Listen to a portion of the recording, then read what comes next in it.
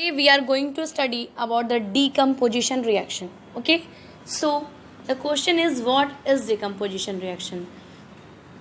When a product breaks up into its constituent reactants, the reaction is termed as decomposition reaction, or in other word you can say those reaction in which a compound splits up into two or more simpler substances, that is known as decomposition reaction. Okay, for example, you can see from the slide ferrous sulfate. Okay, ferrous sulfate breaks down into iron oxide, sulfur dioxide, and sulfur trioxide. Okay, it means in this reaction a single substance breaks down into two or more simpler substances.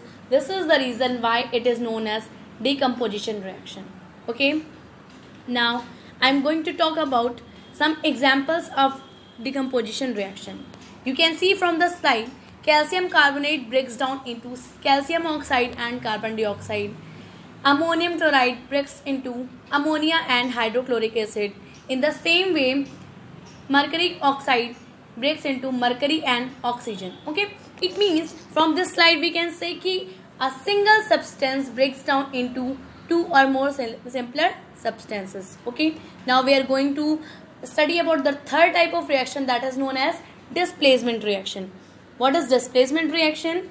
The reaction in which one element takes place the other element in a compound, that is known as displacement reaction, or in other word you can say when an element displaces another element from its respective compound, that is known as displacement reaction. From the slide you can see zinc and S2S. Okay, hydrogen sulfide.